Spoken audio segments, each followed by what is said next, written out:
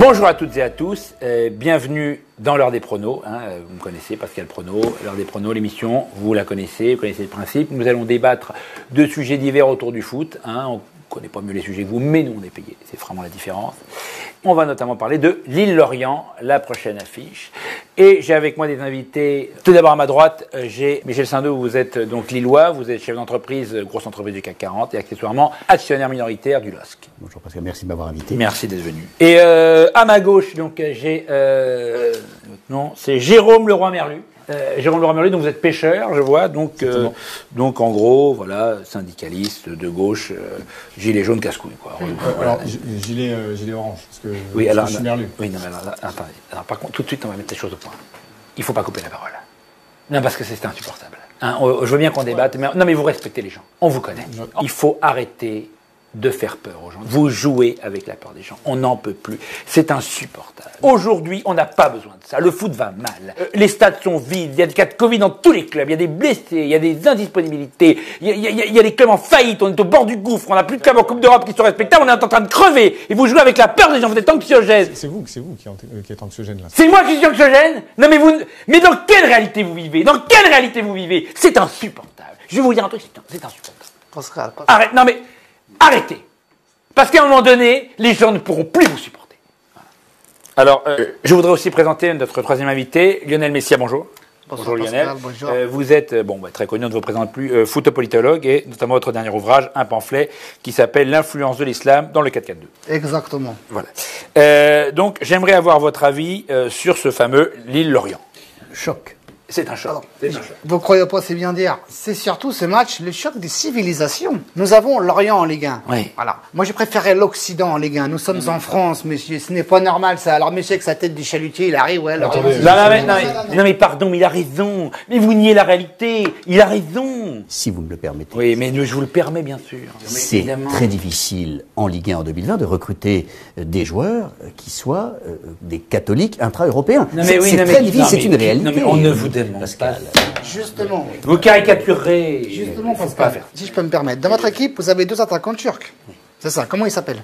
Yilmaz et Yazici, bien sûr. De mieux en mieux. Alors, Ilzman et Mazichi, ils vont faire quoi face à Fabien Lemoine dans l'équipe du chalutier, là? Fabien Lemoine qui est le milieu de terrain. Non, mais attends, laissez-le finir. Laissez-moi finir. Non, mais laissez-le terminer. Fabien Lemoine qui est milieu de terrain de l'Orienté. Qu'est-ce qu'il va faire? Il va se prendre un tacle à la gorge par vos attaquants turcs. Si, parce qu'ils ont vu le moine, ils ont vu le prêtre et le curé. Déjà, ils vont faire pareil avec le moine ou la hadin. Bien sûr qu'ils vont faire ça. Et encore un attentat. Eh ben, continuez comme ça. Mais malheureusement, il a raison. Oui, mais si vous me permettez, Pascal, c'est très difficile aujourd'hui en France, en 2020, de recruter des défenseurs centraux qui ne viennent pas d'Afrique. Mais attendez, mais sortez, mais pardon, mais sortez de chez vous. Vous ne sortez pas de chez vous. Moi, écoutez, vous savez quoi, je vais vous dire une chose.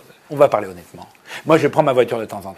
On voit des Africains en banlieue. Il n'y a que de ça. Il n'y a que de ça. Et oui, excusez-moi, si vous permettez. Mais non, mais bien sûr. Il y a une réalité, Pascal. C'est qu'un Africain de banlieue coûte 10 fois plus cher qu'un Africain du Togo ou du Mali. C'est une réalité. Mais quand j'achète un Africain 1 million de francs CFA, et je le revends 3 ans plus tard avec ses pieds carrés à un club anglais pour 20 millions d'euros.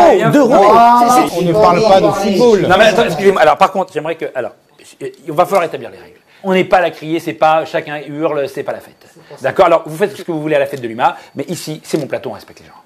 Pascal, alors, s'il vous plaît, laissez finir Lionel Messia. Je vous remercie, Pascal. Je n'ai pas encore parlé. Oui. Justement, le problème, vous l'avez souligné, vous êtes complice de Daesh. Pourquoi? Parce qu'avec le mercato, on ouvre les frontières, vous faites venir des joueurs d'Afrique. Qu'est-ce qui se passe, les djihadistes? Il met un short, il met des protèges tibias, il met la grenade dans la couscoussière, il vient jouer et boum, badaboum. Mais n'importe quoi. Mais attendez, arrêtez, mais vous voyez, mais ne jouez pas sur les mots. Mais c'est une image, la couscoussière, il aurait pu dire un platagine. Vous jouez sur les mots.